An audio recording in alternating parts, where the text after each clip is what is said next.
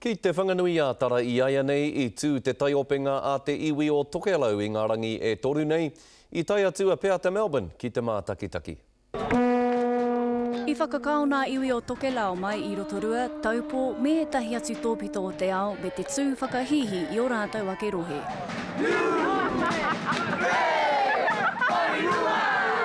I tai mai hoki tēnei kura rūmaki Tokelau mai Hawaii mo tēnei tū taiopenga aranga whātekau tau.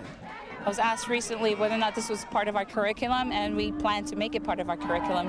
This is the largest cultural experience for our children and our parents and grandparents, our tupuna, to experience from outside, from overseas. Ko nā iwi o Tokelau tētahi o nā rōpū iti nei, mai te moana nui a kiwa kua nōhia ki Aotearoa. Because I think there's only about 8,000 of us left in the world, we want to make sure that the culture's strong by using sport to bring our younger ones together and have an opportunity to speak to some of the older ones about the journey over to New Zealand. E ai ki nā kautetanga Aotearoa 2,000. E 1,000 nā tangata no Tokelau e noho ana ki Aotearoa nei. E 3,000 o rātou e noho ana ki te whanganui ātara. I whakatipu e tahi o rātou pēnei I a Bella Perez I roto I wēnei tū whakataetai. We're encouraged to speak the language while we're here as well, so that it's not just about the sports or anything, it's also about the culture. And meeting other families from other regions, you can make family connections.